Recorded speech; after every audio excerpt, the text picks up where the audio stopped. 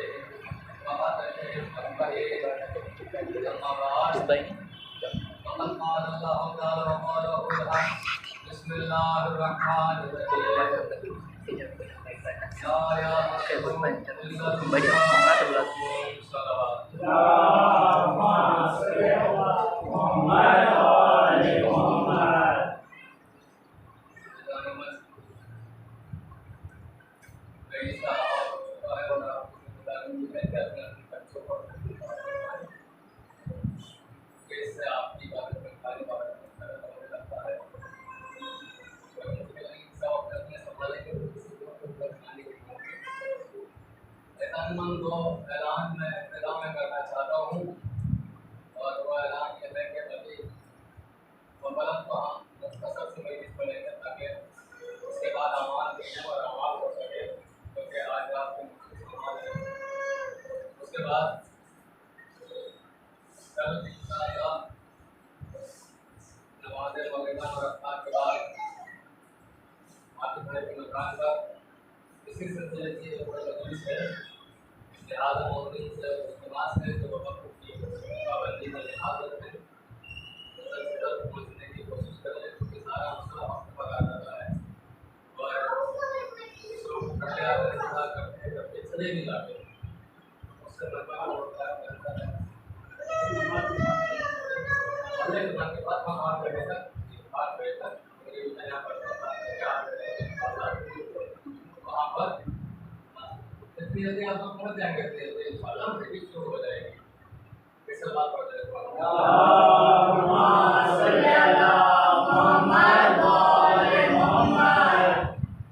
बस कुछ मिनट आपके लेना चाहता हूँ एक आयत का इंतखाब कर दिया तो आयत है सूरह वाक़िया की सूरह वाक़िया कुरान के 27 मुबारक में सूरह रहमान और सूरह वाक़िया एक साथ आए हैं पहले सूरह रहमान और सूरह वाक़िया सूरह वाक़िया इंसान को बड़े पहले के बाद जरूर पढ़ना चाहिए क्योंकि ये क़यामत के खौफ से महफूज रखता है इसके अंदर क़यामत की अलामतें बयान की गई है तो सूरह वाक़िया की आयत नंबर 79 है कि ला यमस्सुहु इल्लल मुतहहरून इसको कोई नहीं छू सकता सिवाय पाक लोगों के किसको कुरान मजीद को कलाम इलाही को यानी अल्लाह ताकीद कर रहा है कि जब भी इसको छुओ तो पाकीज़गी की हालत में छूना नजासत की हालत में न छूना पहला हक कुरान का यही है कि कुरान को पाकीज़गी की हालत में छुआ जाए और इस मौजू का इंतखाब इसलिए किया है क्योंकि हर चीज़ की बहार होती है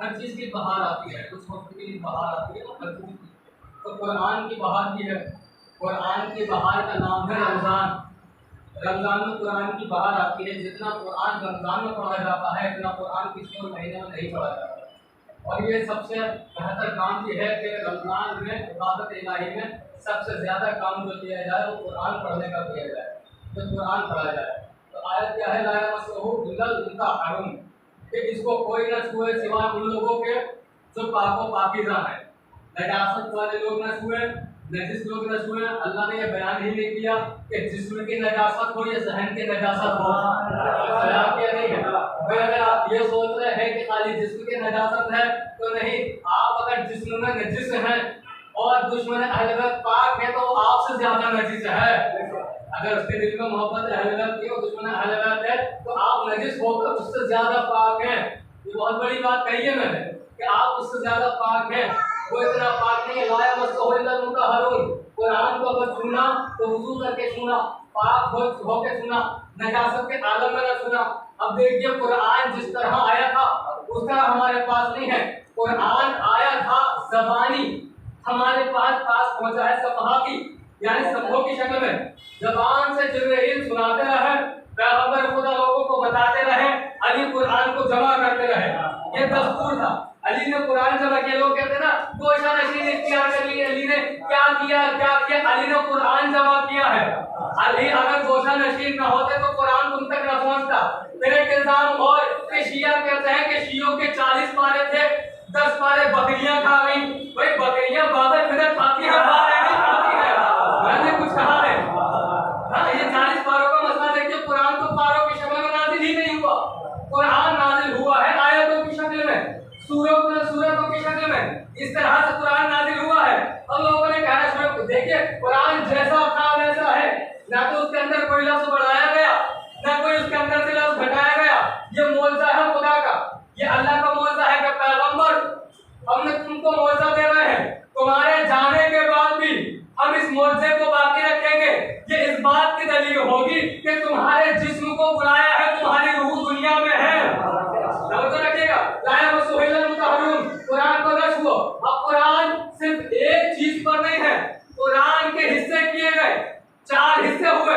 एक हिस्से का नाम है आयत, रखिएगा, एक हिस्से का नाम है आयत, वो जो पैगाम खुदा है। एक हिस्से का नाम है तर्जुमा, वो जो हम तक पहुंच रहा है, जिसके जरिए हम कुरान समझ रहे हैं।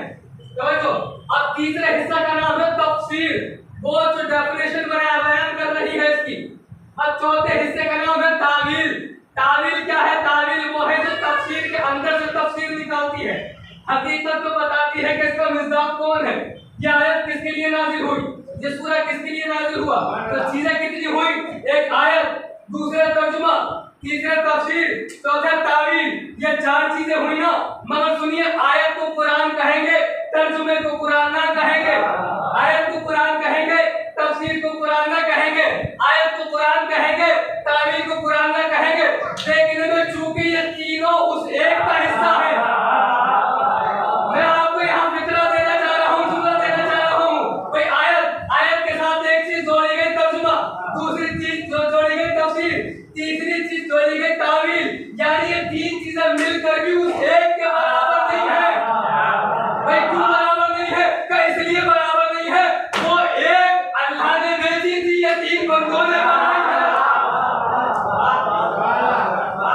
वो एक अल्लाह ने भेजी थी, ये 3 बंदों ने बताई है। तो पता चला कि अल्लाह के कलाम में 3 मिलकर एक का मुकाबला नहीं कर सकती, तो दुनिया के निजाम में 3 मिलकर एक का मुकाबला कैसे करेंगे?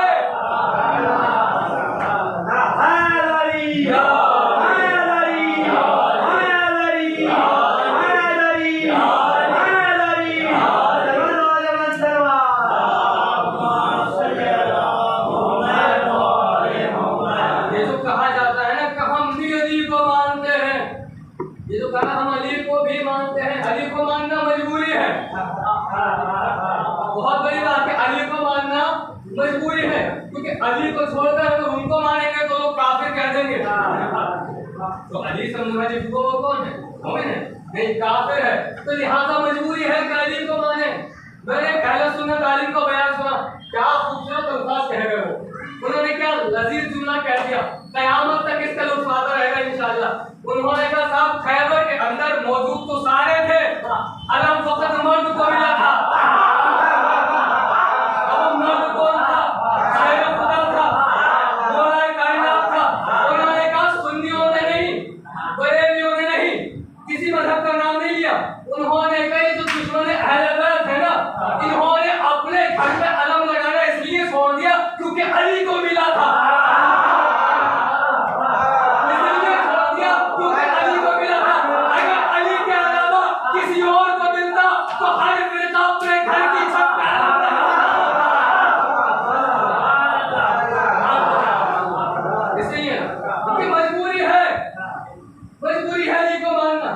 क्योंकि अली को मान के दूसरे को ये मान सकते हैं, फकत दूसरों को मानना और अली को छोड़ना, ये फिर जिंदगी में दुनिया में बड़े जलील हो जाएंगे, बड़े जलील हो जाएंगे।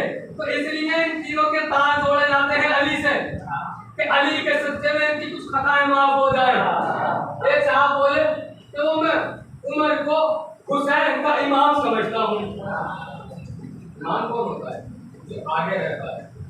जब मैं उनका इमाम समझता हूँ, उस पर जाकिर अहलबैत के पाकिस्तान से जवाब दिया, तुम्हारी हसरत ही रहेगी। क्यों हसरत रहेगी? कि जिसको तुम समझ रहे हो ना, इमाम समझ रहे हो ना हुसैन का, वो अपने बेटे से कह रहा था, अगर उसने मुझे गुलाम कह दिया तो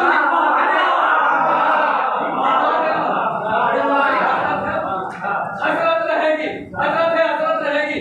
जब मौलाए कायनात के अलकाब चुराए गए, लक़ब चुराए गए हैं मौलाए कायनात के, मौलाए कायनात ने कहा अना सिद्दीकुल अकबर, अना फारूक आज़म, मैं फारूक आज़म, मैं सिद्दीक अकबर, मेरे अलावा अगर कोई इस लक़ब का दावा करे समझना झूठा है। और कब दूरी था, कब तो साकिब उठाओ, बिहारुल अनवार उठाओ, कितनी किताबें चाहिए इस लफ्ज़ पर। और कहता है मेरे लक़ब है, ये सब मेरे लक़ब है। इंशाअल्लाह इस पर एक तवील गुफ्तगू होगी, हमारे अय्याम आज़म में तवील गुफ्तगू होगी। तो यह है कि इल्लल मुतहहरून वही लोग छुएंगे जो पाक होंगे, पाक व पाकीज़ा लोग होंगे, वही छुएंगे। कुरान की एक आयत और उसका एक टुकड़ा, यतलुहु शाहिदुन मिनहु, ये कुरान की आयत का एक टुकड़ा है, यतलुहु शाहिदुन मिनहु। कुरान समझना है ना, कुरान को पढ़ना है ना, अब कुरान को पढ़ना है तो कुछ तो उसकी तफसीर पर गौर करना पड़ेगा, उसको तर्जुमे पर गौर करना पड़ेगा। अब ये आयत क्या कह रही है? यतलुहु शाहिदुन मिनहु, वो तिलावत भी करता है और इसका गवाह भी है। कुरान की वो तिलावत भी करता है, वो गवाह भी है।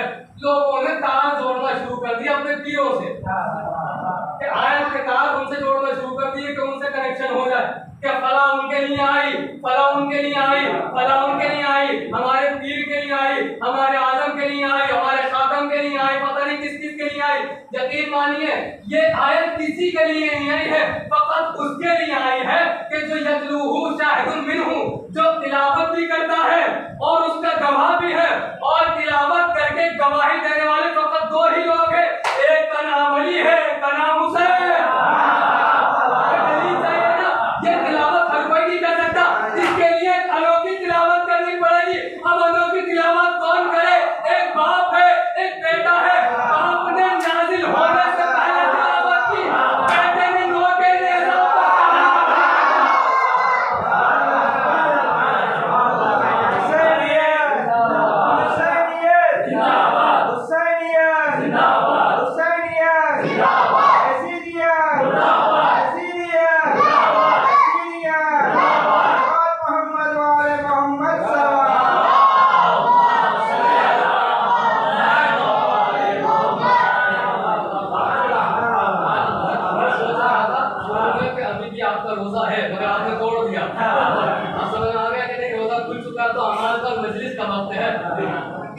अनोखी तिलावत करने वालों के लिए आयत आई है। अनोखी तिलावत फकत दो ही लोगों ने की है, या तो अली ने की कि कुरान के नाजिल होने से पहले, या हुसैन ने की गला कटा के नौ के सिरा पर।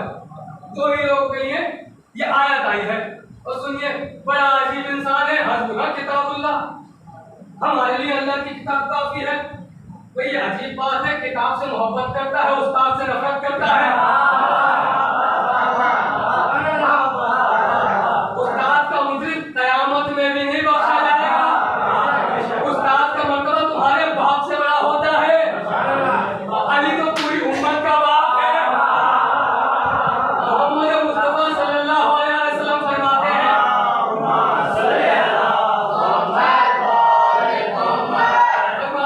या अली आप और मैं इस उम्मत के बाप है।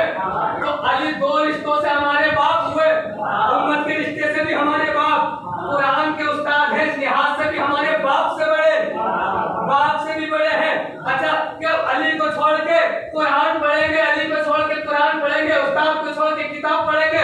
पैगंबर ने कहीं नहीं फरमाया था कि अली समझ में ना आए तो कुरान से पूछना, बल्कि ये कहा था कुरान समझ में ना आए तो अली से पूछना।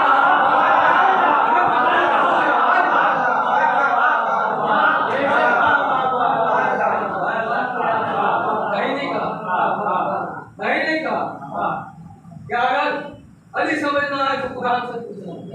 क्या कहा? कुरान समझ ना आए अली से पूछना।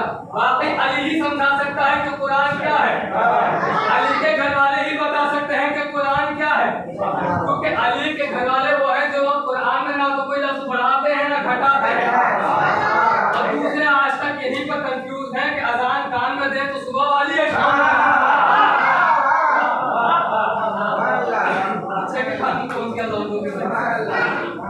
मुताहिद हो जाओ अली की शरीयत पर, मोहम्मद की शरीयत पर मुताहिद हो जाओ। अली को छोड़कर कुरान जैसे बुक्स है, नफरत है, अलग से बुक्स है। ये जो कहते हैं ना बहुत से लोग जो अली को नहीं मानते और नबी को मानते हैं कि इनका मानना ना मानने जैसा है, क्योंकि मोहम्मद मोहम्मद हम सबके सब मोहम्मद है, तो नबी कैसे गवारा करेंगे कि मैं नबी से मोहब्बत का दम भरूं और मौलाए कायनात से बुग़्ज़ रखूं? नबी कैसे दम भरेंगे? नबी तो उसको भगा देंगे, मैदान में भगा देंगे, वैसे से भगा देंगे, है ना, भगा देंगे ना। तो जो अली का दुश्मन है तो नबी ने कहा है वो मेरा दुश्मन है, जो मेरा दुश्मन है वो अली का दुश्मन है। तो पैगंबर इस्लाम ने कह दिया, पैगंबर इस्लाम चल रहे थे। अच्छा रुकिए, मैं आपको एक बात बताना चाहता हूँ कि जब भी अली सुनना चाहो या अली से मोहब्बत करना चाहो तो मौलवी के कहने पर मोहब्बत मत करो, खुद अपने अंदर ये पैदा करो कि किताबें पढ़ो, हिस्ट्री पढ़ो। अली को अपनी मारिफत के जरिए समझो, मौलवी की मारिफत के जरिए नहीं। वो कम भी कर सकता है, बढ़ा भी सकता है। खुद कोशिश करो कि अली को समझो, खुद कोशिश करो कि अली को मानने की कोशिश करो। तो अली को पढ़ने के बाद, ठीक है ना, मौलवी की बातों में आना। मौलवी बड़ा अजीब होता है। अब सुनिए मौलवी होता क्या है। मौलवी ये होता है कि मौलवी साहब गुजर रहे हैं, उनके पास एक शख्स और गुजर रहा है, वो बांसुरी बजा रहा था, समझते बांसुरी तो वो बांसुरी बजा रहा था। मौलवी साहब को गुस्सा आया, उन्होंने बंदे को रोक दिया, तो बोले शैतानी अमल, ये शैतानी अमल है, क्यों करते हो? तुमको चाहिए कि शैतान की कमर तोड़ो। अच्छी बात है, मगर मौलवी साहब आगे जाके फंसे, ये शैतानी अमल है, ये काम न करो, बल्कि शैतान की कमर तोड़ो। मोमिन को चाहिए कि शैतान की कमर तोड़े, शैतान का कोई कहना ना माने। शकीना हो गया, उसने बासुरी में भेजे में आप दृष्टि वहां से चला गया। अगले दिन वापस मौलवी साहब के पास आया। आने के बाद कहने लगा कि मौलवी साहब आपने कहा था कि शैतानी अमल या शैतानी कहना ना माना जाए।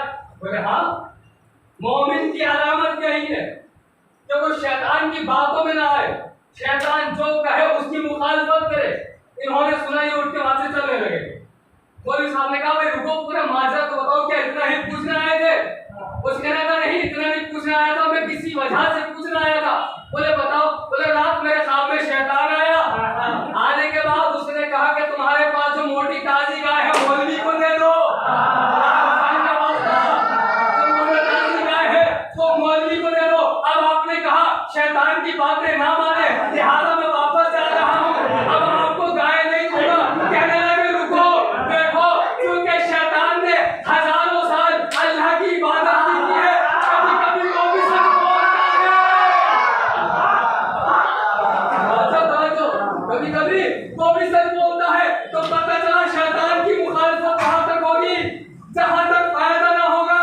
ये बिल्कुल ऐसा ही है, जब तक नबी जिंदा थे तो उनका साथ न दिया, मरने के बाद उनके बराबर में दफन हो गए।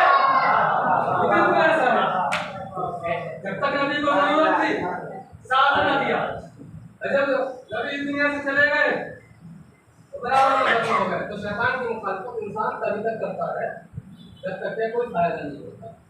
जैसे ही कोई फायदा होता है तो उसे याद आता है शैतान ने हजारों साल इबादत की है, सजदे किए हैं। आलिम था, इतना बड़ा आलिम तो फरिश्तों को इल्म देता था, इल्म देता था। फरिश्ते हसरत करते हैं परवरदिगार इब्लीस को, हमारी जमात में देखो हमें पढ़ाए सिखाए, फरिश्ते की हसरत करते। इतना बड़ा आलिम था, मगर क्या हुआ, उसका सारा इल्म, उसकी सारी इबादत बस एक सजदे की वजह से चली गई। वो सजदा इंसानियत को नहीं हो रहा था, बल्कि विलायत को हो रहा था, खिलाफत को सजदा हो रहा था, है ना। पता चला कि अल्लाह के नजदीक जब आदम सफीरुल्लाह का दुश्मन है, वो लायक है, वो जन्नत में रहने के काबिल नहीं है। तो जो मौलाए कायनात है, उनके दुश्मन को अल्लाह किस तरह बर्दाश्त करेगा? अजानमत इनका दुश्मन कुछ भी हो सकता है, अल्लाह ज्यादा नहीं हो सकता। इनका दुश्मन कुछ भी हो सकता है, मगर सलाम ज़्यादा नहीं हो सकता है।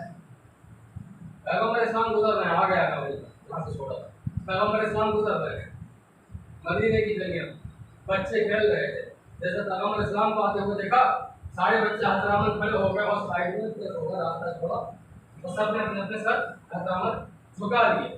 उनमें एक बच्चा था, उसमें जो बच्चा था वो दुश्मन था पैगंबर इस्लाम का, और आगे का दुश्मन था। उसने तंज करते हुए सलाम किया, गुस्ताखी के अंदाज में, तौहीन के अंदाज में नबी को सलाम किया, अस्सलाम वालेकुम रसूलुल्लाह।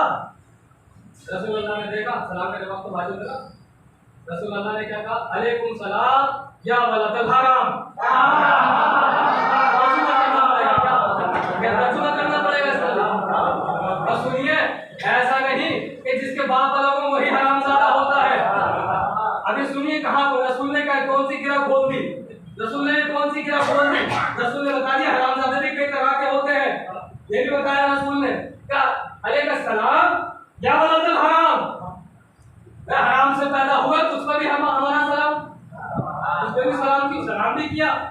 उसका असब और असब भी बताने लगे, उसके बाप को पता चला, उसके बाप अगर रसूल ने बताया कि उसने आया और बारे के बात कहने लगा, नबी अल्लाह ये तो बड़ी अच्छी बात है, देखो मेरी बीवी का बच्चा है, मेरा बच्चा है, कोई हराम काम नहीं हुआ है, हम दोनों मियां बीवी हैं, तो आप उसको गैर हलाली कैसे बोल सकते हैं, आपने उसको हरामजादा कैसे बोला।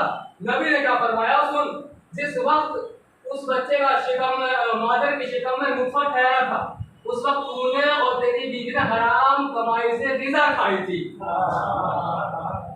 ये भी आता है, हराम में ये भी आता है। सिर्फ रिश्तों को ऐसा नहीं कि वो 2 बाप हैं और 3 बाप हैं उन्हीं को आप गैर हलाली करेंगे, जो हराम की खाता है वो भी गैर हलाली होता है, नबी के नजदीक वो भी गैर हलाली होता है। तो उसने मेरा एहतराम नहीं किया था, और जब उसका नुत्फा गया था माता के शिकम में, तुमने हराम ग़िज़ा खुद भी खाई थी, हराम ग़िज़ा खुद भी खाई थी और अपनी ज़ौजा को भी खिलाई थी, लिहाजा वो अब हलाली नहीं रहा, हलाली नहीं रहा, हलाली नहीं रहा। बहुत तवज्जो, पता चला जो हराम ग़िज़ा खाता है नबी उससे बात करना अच्छा नहीं समझते, अब उनका क्या करे जो नबी की बेटी का ही हक खा गए। सलवात पढ़ मिलकर मोहम्मद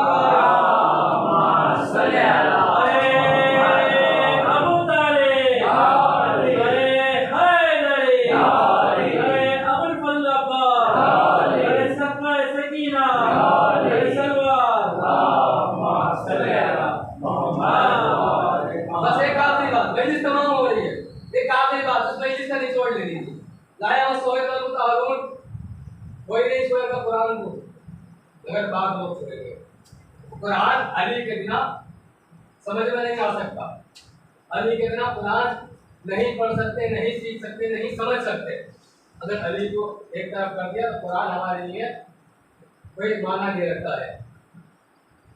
अब अली के दुश्मन तो जाहिर सी बात है ना, पूरी दुनिया में है, पूरी दुनिया में है, मगर इसकी जड़ शुरू हुई थी सऊदी अरब से, जहाँ आज भी है, वहाबियत मौजूद है, और जो मौलाए कायनात के शदीद दुश्मन है,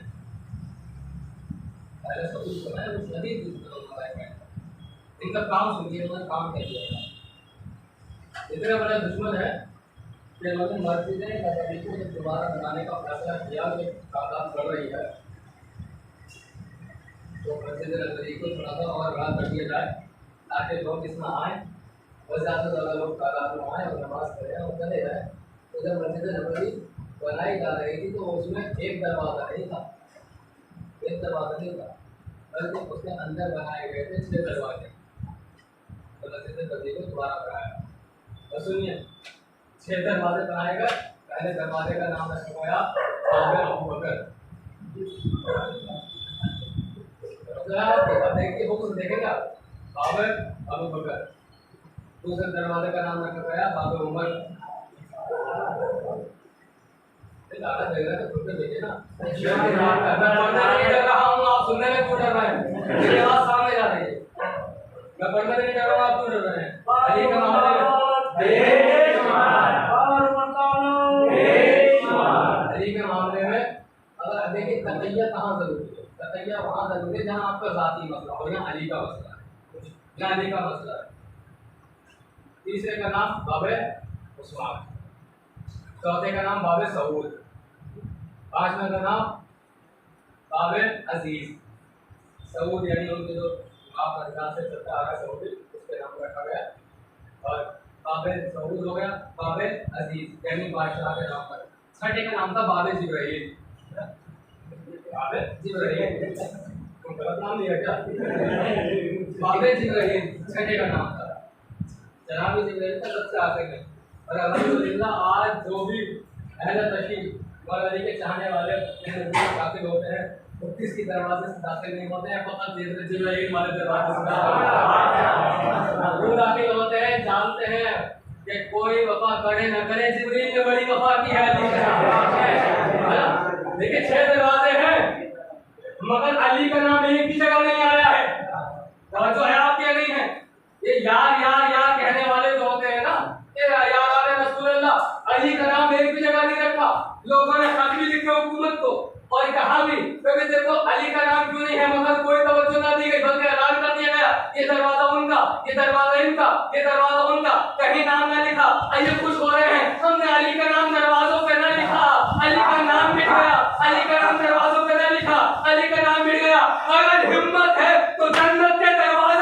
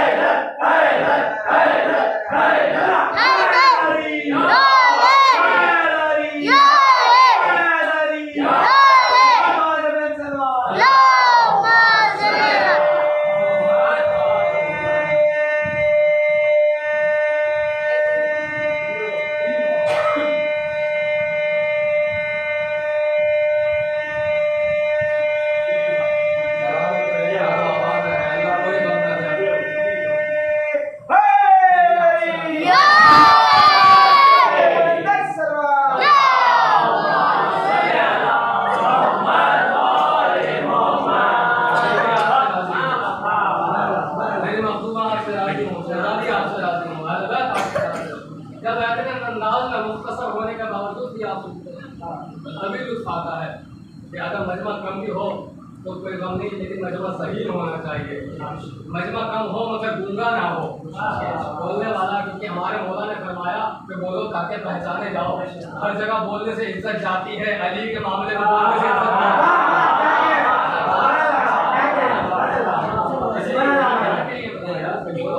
ताकि पहचाने जाओ। जब तक बोलोगे नहीं अली पता कैसा चलेगा किधर वाले हो। अली का नाम दरवाजे पर ना लिखेंगे, अरे हिम्मत है तो अली का नाम जन्नत के दरवाजे पर ना लिखा हुआ है कि अल्लाह के अलावा कोई मौजूद नहीं, मोहम्मद अल्लाह के रसूल हैं और अली मोहम्मद के भाई हैं और खत्म किए गए हैं जमीन और आसमान से 2000 साल पहले। उठा लो उसमें ये लिखा हुआ है कि जन्नत के दरवाजे में अगर इतने गैरतमंद हो और अल्लाह तुमको जन्नत भेजने लगे तो अली का नाम देख के जहन्नुम में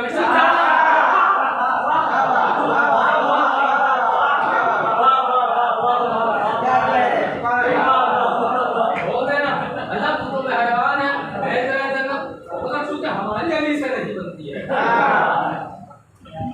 हमारी अली से नहीं बनती है, तो लिहाजा हम वहां नहीं जाएंगे जहाँ अली का नाम होगा। चलो कागेदारपुर का इमाम बारगाह देख लो, चलो चेन्नई विजयवाड़ा चले जाओ, सारे आने देख लो, बाहर लिखा होता है या मोहम्मद, या अली, या हसन, या हुसैन, और यही जन्नत के दरवाजों में लिखा होता है। तो हमने कुछ और क्यों लिखा, इसलिए नहीं लिखा ताकि कयामत के बाद जब हमको जन्नत में भेजा जाए तो पहचानने में आसान हो जाए।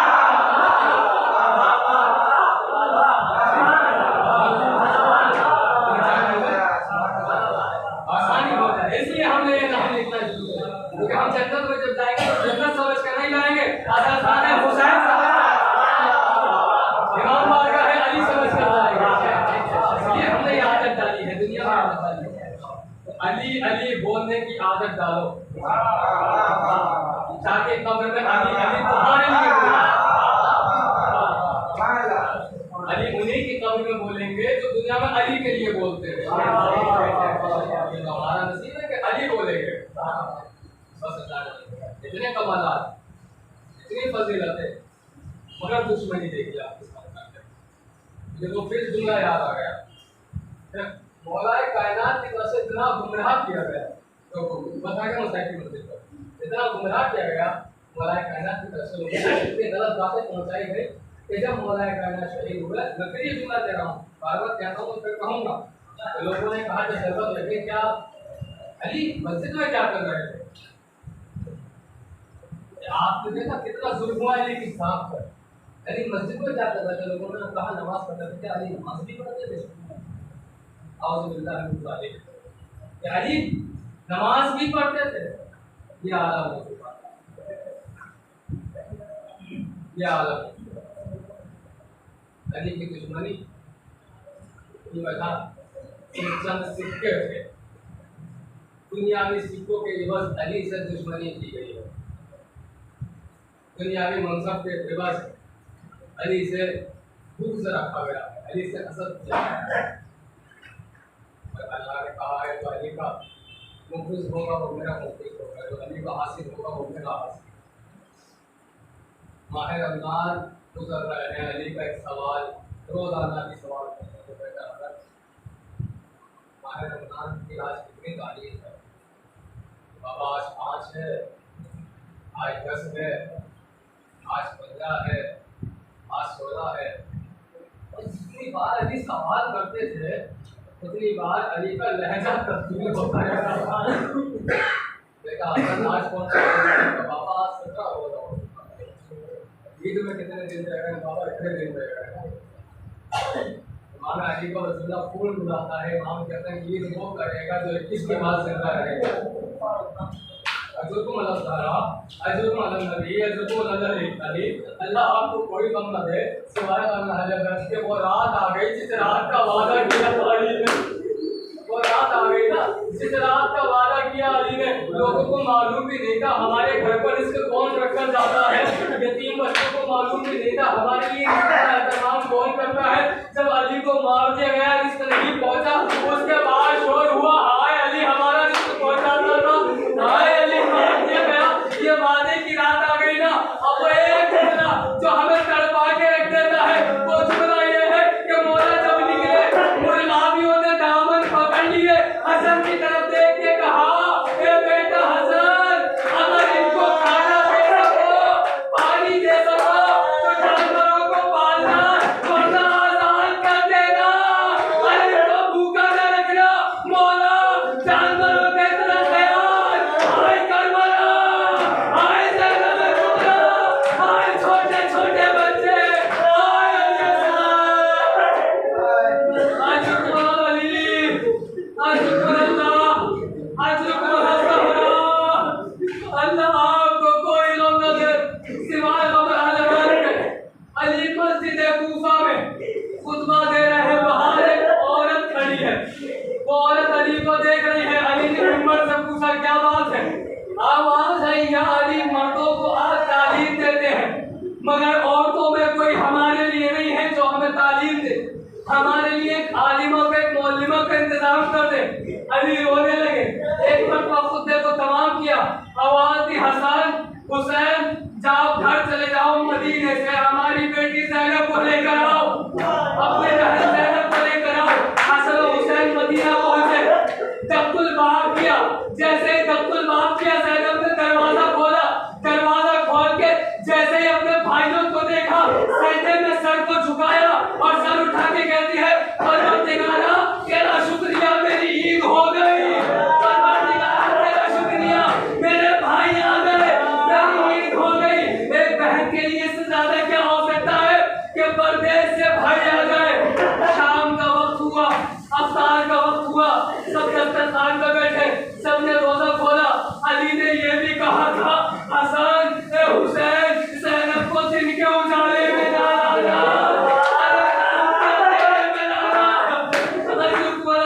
रात के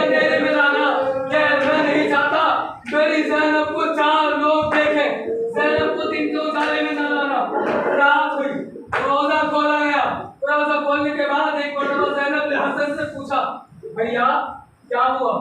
आप किस लिए आए हैं? आवाज दी बहन ज़ैनब, बाबा ने तुमको बुलाया है।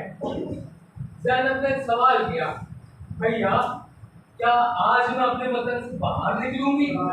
आवाज़ शरीयत का तकाज़ा है बहन ज़ैनब, तुमको बाहर चलना होगा। ज़ैनब आई, कूफा पहुंची, बाप के पास पहुंची, बाप ने सारी जिम्मेदारियां दे दी, बेटा ज़ैनब तुमको ऐसा करना है, बेटा ज़ैनब तुमको ऐसा करना है।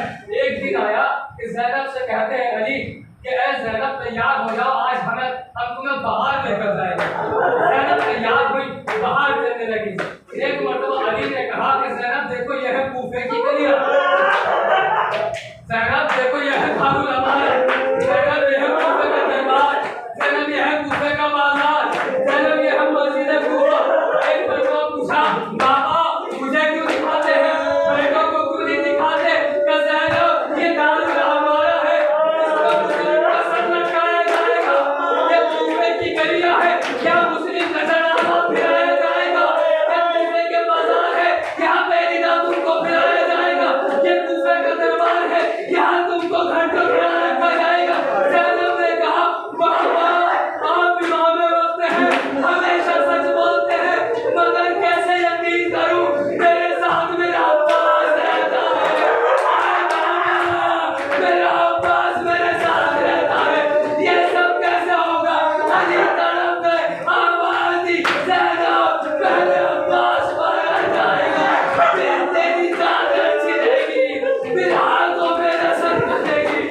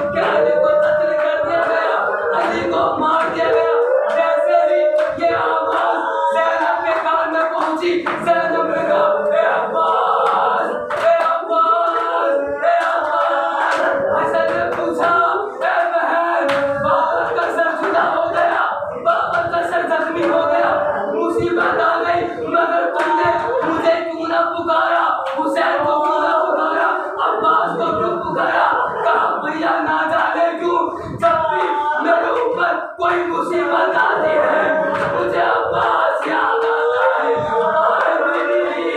आज बोला शहीद हुए, अब्बास को बुलाती हो, कल अब्बास शहीद होगा। अरे किसको पुकारोगे, कौन मदद करेगा?